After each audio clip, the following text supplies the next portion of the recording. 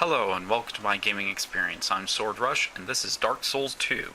This is a well-known series of games, starting with Dark Souls obviously. I think they're at Dark Souls 3 now, maybe working on a fourth one, I don't know. Anyway, this game is known for being one of the most brutal modern games available. Now, part of it has to do with how everything is tied together. So, as you can see, I'm running up. It's not really that a lot of this is difficult, because a lot of these monsters, a lot of the enemies in the game actually have patterns, and if you can identify the patterns, figure out where their weaknesses are, like with this one, he does this 3-strike attack most commonly, and if you run under his sword arm as he's doing his first attack, then you can get behind him fairly easily to defeat him. But the thing about it is that as I run here, I'm going to jump to right now. Okay, there you go. One of the things about it is that these patterns can change over time depending upon what monster you're going up against, specifically bosses. Bosses can change their patterns all the time. And while this one in particular was really difficult, as you can see, I'm actually fairly weak. I'm using a weak sword, I'm using a weak shield, or at least a shield that I haven't powered up yet. My armor's bad, and honestly, I'm not used to playing this game, and this is one of the first bosses that you can come up to in the Cathedral Blue. And it took me a long time to beat this one because of its pattern changes. So it doesn't, as you can already tell, he doesn't actually, he can like change what attack he's going to do and then move into a different attack, or change how long his attacks are. And as we'll see here in a little bit, he also has magical attacks that can do area effects right now, like this magic one. If I get too close, then it'll deal me a massive amount of damage. He also has long range magical attacks, and he doesn't use any of these attacks necessarily consistently. He switches it up. They can go on for different durations. It is fairly difficult, and that's I say that this is a boss, so this should be difficult. But the game is more brutal in the fact that you just cannot deal as much damage as they can. See, I've lost almost my entire health with that one attack, with that one magical attack, whereas I've been dealing him a lot of damage, and I'm still way far away from killing him. So you are always weaker than everything in the game, and your ability to dodge or time things out correctly is key in defeating them. And so in this case, I'm going to try to use what's known as an Estus Flask in order to heal, and that healing will buy me a little bit of time, will try to buy me some time, but he moves faster when I tried to go to heal, so that's why I died right there. But the thing about the game, so talking about health also, the more times you die, if you can see the red bar near the top of the screen, it's not full all the way. And the reason that it's not full all the way is because over time, the more times you die, the less your health bar fills up. And the only way that you can undo this is by getting your humanity back. So the whole idea about this game is that you're in a kind of undead state.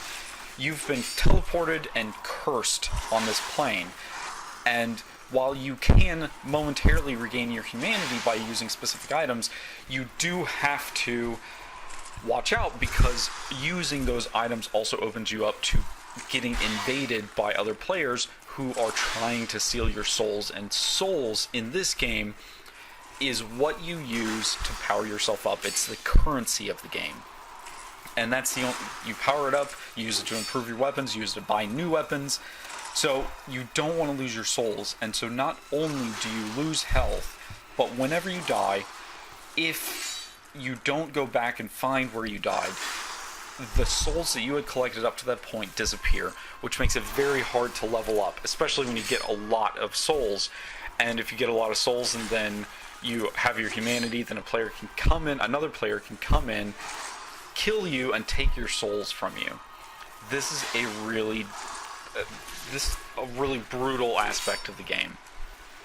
Furthermore, one of the other parts of the game is that most of your healing items actually, well, other than those Estus flasks, those replenish every time you go to a safe spot, or I should say not a safe spot, but a what's called a bonfire. But otherwise, every other healing item, they're one use only. Once you use them, they're gone forever.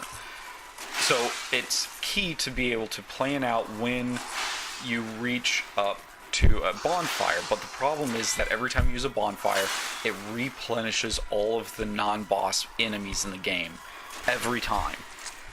While you can go and defeat those enemies over and over and over again and finally get rid of them permanently, it takes a long time to do that, and you can absorb a lot of your game time just trying to kill all those enemies. But for the moment, I'll talk about what I'm holding right now, so you can see I'm a lot better at dodging. I'm a lot better at picking when to attack. With this boss, I don't always just go to attack. I wait for him to make a move, and then I get one attack in, and then dodge and wait for my next opportunity. And that's the best way to play this game, is that you take it one little step at a time, over and over and over again, slowly whittle down bosses until they're dead. I also have an improved weapon. I'm using a halberd. This long-range attacking weapon is very useful for a lot of players, and I used a sword initially. The second time I fought that old dragon slayer, I was using an axe. I really like that axe, but I also really like that halberd. But sometimes it doesn't matter what kind of weapon you have, you're just going to be in trouble. This scorpion lady, the scorpioness Nashka, she is a magic wielder, so if I get too close, then she's going to deal me damage like that. But if I get too far away, then she'll create magic like those little balls right there, and I'm just going to die. But that's the cool part about this game, is that none of these bosses are the same. You just have to take them and try to beat them over and over again. Like right now, I switched up my weapon from that halberd over to this long sword because I had so many different enemies against me for this particular boss battle, that I needed the sword to deal a wide range of damage, basically area damage every time I did it. And by changing up my weapon, planning in advance what I wanted to do, I was able to beat this particular battle. And that's what I have a lot of fun with this game. It's always a challenge. There's a lot of strategy in figuring out what you need to do to get past different parts. It does take a lot of practice.